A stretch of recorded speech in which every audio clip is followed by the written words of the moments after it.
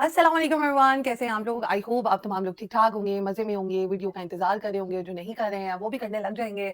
बस थोड़ा-सा उनको टाइम रिक्वायर्ड है या उनको समझने की ज़रूरत है। जिन्होंने चैनल को सब्सक्राइब नहीं किया जल्दी-जल्दी कर दें। अगर वीडियो पसंद आए लाइक, शेयर एंड कमेंट करना नहीं भूलिएगा। थंबनेल आपने देख लिया है, थंबनेल के हवाले से ही बात होगी, कोई इधर-उधर की बात नहीं करेंगे। कल का व्लॉग हमने रजब का देखा, बहुत सारी चीज़ें उसमें एनालाइज़ करने वाली थी, बहुत सारी चीज़ें आपको बताने वाली थी। वन बाय वन करके बताएँगे, लेकिन आज जो टॉपिक है उसके ऊपर डिस्कस करते हैं। कल का व्लॉग रजब का द मोस्ट आप समझ लें कि इमोशनल व्लॉग जैसा दिखा रहे थे, वैसा लग भी रहा था और लग यही रहा था कि जो है जो रजब है वो मी टाइम स्पेंड करने के लिए तो गया है, लेकिन साथ ही साथ वो क्लिप्स भी बना रहा है कि इन फ्यूचर अगर कल को व्लॉग वो बनाता है, तो वो क्लिप्स भी लगाएगा कि मैं कहाँ गया था, कहाँ नहीं गया था। साथ ही साथ उसने साफ कह दिया है कि मेरा जो व्लॉग है वो सिर्फ़ मेरे बारे में है। मेरी जो है वाइफ़ के बारे में या मेरी पर्सनल लाइफ़ के बारे में नहीं है। जब वाइफ़ ने एक दफ़ा मना कर दिया है कि किवान का नाम नहीं लेना, तो कोई भी नीचे कमेंट करे या कुछ भी करे, उसको उस चीज़ का जवाब नहीं मिलेगा। क्योंकि अब ये मेरी तरफ से लास्ट आप समझ लें कि बात है कि वाइफ़ ने जब मना कर दिया है, तो अब नाम नहीं लेना, ठीक है? वाइफ़ बहुत गलत कर रही है एक तरीके से। वाइफ़ को इनका तरीके से चलना ही नहीं आ रहा।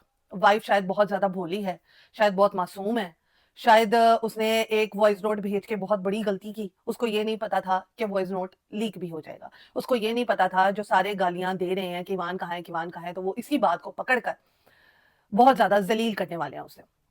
रजब किवान का नाम जो है अपने व्लॉग में नहीं लेना चाह रहा क्योंकि वाइफ ने मना किया। उसने सीधी साफ खरी बात की है कि मेरी बेगम नहीं चाहती, लेकिन उसने बेगम को गंदा भी नहीं किया। आप ये देखें, वो बड़े तरीके से चला है।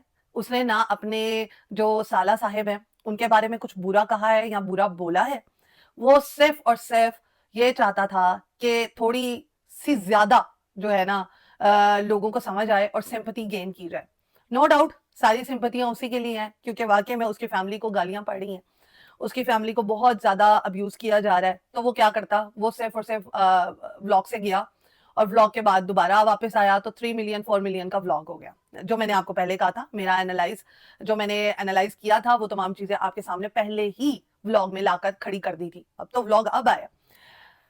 रजब को हमेशा अपने ऊपर यही रहा है कि मेरा व्लॉग ईमान की वजह से नहीं चलता, मेरा व्लॉग जो है वो किसी और की वजह से नहीं चलता, मेरा व्लॉग सिर्फ़ मेरी वजह से चलता है। और मैं दोस्तों के साथ भी रहूँगा, वो आपको कल के व्लॉग में दोस्तों के साथ भी मिला, वो आपको कल के व्लॉग में अपने अम्मा, अब्बा, बहन, भाई वगैरह सबके साथ मिला, कज़िन्स वगैरह के साथ भी मिला। सिर्फ़ मिला नहीं है तो ईमान और जो किवान है और अपने ससुराल वालों के साथ है। रजब अपने पाँव पे कुल्हाड़ी मार रहा है और ईमान तो बहुत ज़्यादा ही अपने पाँव पे कुल्हाड़ी मार रही है। ईमान को ये समझ नहीं आ रही है कि उसने अपना घर बसाना कैसे है। कल कूंडों की न्याज़ थी, ईमान को चाहिए था कि अगर फैमिली नहीं बुला रही ईमान तो ईमान ना डंके की चोट पे वहाँ पर जाती क्योंकि ईमान का वो ससुराल है, ईमान का वो घर है, ठीक है? अब मुझे ऐसा लगता है कि ईमान और रजब के बीच में और ज़्यादा जो है ना, वो फ़ासले आ चुके हैं। फ़ासले इस वजह से आ चुके हैं क्योंकि जो ओन ने हरकत की है ना, उसके बाद तो मुझे ऐसा लगता है कि वो नाक़ाबिले माफ़ी हरकत है और ओन ने माफ़ी भी माँग ली है, जिसकी वजह से उसको माफ़ नहीं किया जा रहा, उसकी फ़ैमिली को माफ़ नहीं किया जा रहा।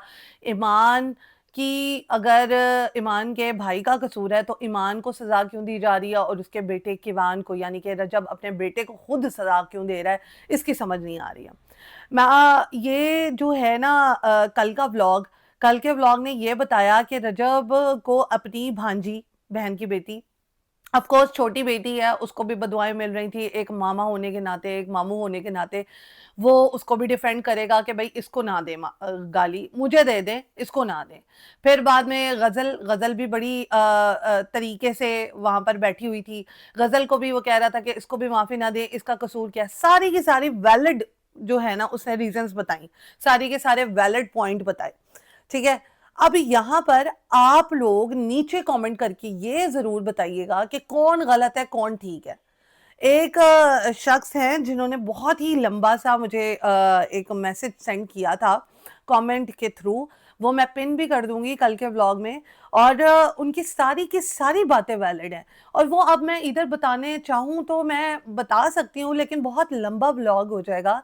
कि दोनों फैमिलीज की गलती है, दोनों फैमिलीज में दोनों लोगों की गलती है, जिसमें रजब भी आ जाता है, ईमान भी आ जाती है। अब ईमान को जैसे कि आपको पता है कि माफ किया था, तो फिर वो अब आकर अपना घर बसाती, ठीक है, ससुराल में ही रहते हैं। ये नहीं होता कि आप अपने मायके में रहकर डंके की चोट पर पैसे भी ले जाएं, खाई भी जाएं, और साथ में जो है अपने बंदे को जलील भी करी जाए, और अपने साले के थ्रू जलील करी जाए। ऐसे नहीं होता, ठीक है। आपको एक जो बहनोई होता है उसकी इज्जत करनी पड़ती है। एक बहनोई जो पूरी दुनिया में फेमस है, आप उसको बलात्कारी बोल रहे हैं, तो विच इज नॉट गुड। मतलब आपके अंदर थोड़ी बहुत इंसानियत होनी चाहिए। भैन का घर बसाना है कि नहीं बसाना, और बहन से खुद पूछें कि बहन ने अपना घर बसाना है या नहीं बसाना है। बहन को ये लगता है कि वो बेटा पैदा करके बहुत ज्यादा वो हो गई है कि भाई मैंने बेटा पैदा किया है, मेरे ही बच्चे को नजर लगनी है, इसलिए मैं इसको नजरों से दूर कर दूं। ऐसा नहीं होता है।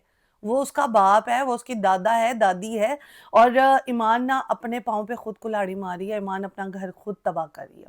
मैं आपको ये बता दूं कि मियाँ बीवी को ना एक दूसरे का बड़ा होता है, मान होता है कि ये मेरे साथ ऑल टाइम खड़ी रहेगी, ये मेरे साथ ऑल टाइम रहेगी। अब यहाँ पर मैं अरूब को जो है ना कोट करना चाहूंगी कि अरूब चले डकी की वो वाली मिस्टेक नहीं थी जो रजब की मिस्टेक थी, ठीक है। हमने कभी भी ईमान को रजब के इर्द गिर्द नहीं पाया। हमने कभी भी ईमान को रजब की फैमिली में घुलता मिलता नहीं पाया है। हमने कभी भी ईमान को जो है हंसी मजाक करते हुए या अटकेलियां करते हुए नहीं। She is a very serious person. She is a very, मतलब मुझे ऐसा लगता है कि ऐसे ऐसा फर्ज जब आ जाता है आपकी लाइफ में, तो आपकी लाइफ जो है ना वो थोड़ी अनबैलेंस होना स्टार्ट हो जाती है, टॉक्सिक होना शुरू हो जाती है। जब आप लोगों के सामने मजाक कर रहे होते हैं, एक बंदा जो आपके मजाक में तालियां नहीं बजा रहा है, एक बंदा जो आपके मजाक में हंस खेल नहीं रहा, मतलब उठ के अपने रूम में चला जाता है ना, तो आपको एक पता नहीं क्या फील होता है कि यार ये क्या बंदा है यार, ये हंस भी नहीं रहा, खेल भी नहीं रहा, इससे अच्छी तो बाकी लड़कियां जो कि हंसती भी हैं, खेलती भी हैं। तो आपको ना कुछ खौफ आना स्टार्ट हो जाती है। तो आप एज अ बहू अगर उस घर में गई है ना, तो आपको उनके रूप में ढलना होगा। आप वो मजाक करते हैं या वो जो भी हंसी खेली करते हैं, आपको वो करना होगा। लोग घर बसाने के लिए बहुत सारी चीजें कर देते हैं, बहुत सारे जो है वो सेक्रीफाइसेस करने पड़ते हैं। शादी सेक्रीफाइस का नाम है, शादी जो है कॉम्प्रोमाइज का नाम है।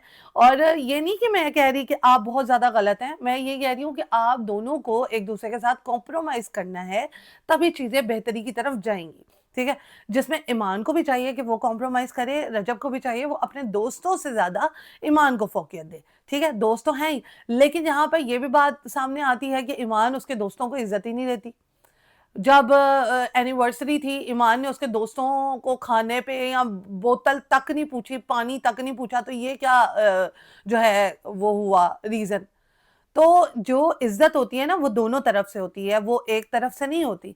अब एक बंदा जो आपको बार बार वेलकम कर रहा है अपने घर में, ससुराल वाले बार बार फूलों की पत्तियां बिछा रहे हैं, वेलकम कर रहे हैं, ईमान आ गई, ईमान आ गई। ईमान दे नखरे नहीं मुक्कन दे। ईमान जी है अपने घर च बैठी हुई है, खर्चा पानी लाई जा रही है, ते आराम सुकून नाल अपने घर च बैठी हुई है, ठीक है।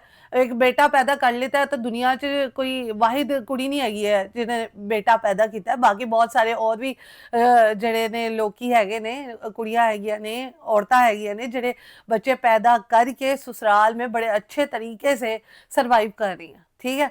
और ये एक वाहिद बच्चा नहीं होगा जो सोशल मीडिया पे आएगा, बहुत सारे बच्चे हैं जो सोशल मीडिया पे आकर इन्फ्लुएंसर भी बने हुए हैं, और जिनके माँ बाप प्राउडली जो है अपने बच्चे को जो है कुछ ना कुछ सोशल मीडिया पे इंगेज रखते हैं, ठीक है। तो ये वाहिद बेटा नहीं है आपका। दूसरी बात ये है कि आप अभी दूध पीती बच्ची नहीं है कि आप अपने घर को बसा ना सकें। आप काइंडली अपने घर को बसाएं, अपने ससुराल में अड़ी बैठी ना रहें। अगर आपको लगता है कि आप बैठी रहेंगी अपने ससुराल में, बहुत सारे लोग आपके बारे में पूछेंगे, उन लोगों की जलालत होगी, उन लोगों को घंटा फर्क नहीं पड़ता। ये तो हमने 2-3 ब्लॉग से अंदाजा लगा लिया है। क्यों? क्योंकि गजल रजब के घर वाले सारे के सारे अपने घर में आराम सुकून से बैठे हुए हैं, ठीक है। घंटा फर्क उनको नहीं पड़ रहा, आपको फर्क पड़ेगा, क्योंकि आप अपना घर खुद ही तबाह कर रही हैं। पहले मुझे लगता था कि आपके साथ बहुत बुरा हुआ है, नो डाउट आपके साथ बुरा हुआ है, ठीक है, लेकिन अब उस बात को लेके बैठे रहना और अपना घर बसाना ना, और कहना कि भाई उस घर में शोर शराबा रहता है, भाई वो सारे मर जाएं, वो सारे मर जाएं और उस घर में शोर शराबा रहेगा। जो घर वो उसी को ही कहते हैं जहां पे शोर शराबा होता है, जहां पे रौनकें लगती हैं। अब आपकी अब आपकी वजह से वो सारे घर में चुप करके बैठ जाएं क्योंकि ईमान बाजी आ रही है, तो वो तो बड़ी जो है वो सुलझी हुई है, बाकी सारे जो है वो सुलझे हुए नहीं है, पढ़े लिखे नहीं है। तो ईमान जी ऐसा नहीं होता। तो आप अपने घर को खुद ही तबाह कर रही हैं, क्योंकि कल के व्लॉग में मुझे सब सामने आ गया कि भाई एक बंदा आपको जो है, एक घर वाले आपको इज्जत दे रहे हैं, आपको बुला रहे हैं, आपका अपना घर है, आप उस घर की मालकन है, फिर भी आप जो है उस घर में जाके बैठी हुई हैं जो कि आपका मायका है, ठीक है। आपने पता नहीं क्या वहां से लेना है, क्या आपके मसले मसाइल हैं, उन तमाम मसले मसाइल को दूर करने के लिए ना पास आना जरूरी है, खामन के साथ दुख सुख बोलना जरूरी है, जो कि आपको नहीं समझ आ रही है। आप को लगता है कि यार पता नहीं क्या हो जाएगा, क्या नहीं होगा, तो ये तमाम चीज़ें नहीं चलती हैं। क्या वो अपना सोशल मीडिया बंद करके बैठ जाए, क्या वो अपना इंस्टाग्राम बंद करके बैठ जाए? अगर उसने गलती की है ना, तो गलती करने में कसर आपने भी नहीं छोड़ी है। आप भी अपना घर खुद ही नहीं बसाना चाह रही। ये आपके एटीट्यूड से, आपकी बातों से, आपकी हरकतों से लग रहा है कि आप उस घर से जो है वो दूरी अख्तियार की हुई है आपने। कौन अपनी सास के साथ ऐसे बात करता है कि भई मेरे कमान का नाम ना लें, मेरे इसका नाम ना लें? बात करने का अंदाज़ आपने अपना देखा है? तो कौन ऐसे बात करता है इतने गुस्से में? इसमें माँ का क्या कसूर है?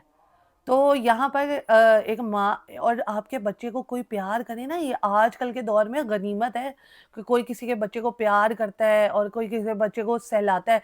कल को चले रजब को आपसे प्यार नहीं रहा, तो कल को उसको अपने बेटे से भी प्यार नहीं रहेगा। मर्द है ना, तो उसको बेटे से भी नहीं प्यार रहेगा अगर आप उसको ऐसे दूर करती रहेंगी, करती रहेंगी, करती रहेंगी। तो ऐसे तो मैंने बहुत सारे केसेस देखे हैं एज़ अ रिपोर्टर कि बहुत सारे माएँ अपने बच्चों को दूर कर देती हैं अपने खामदों से।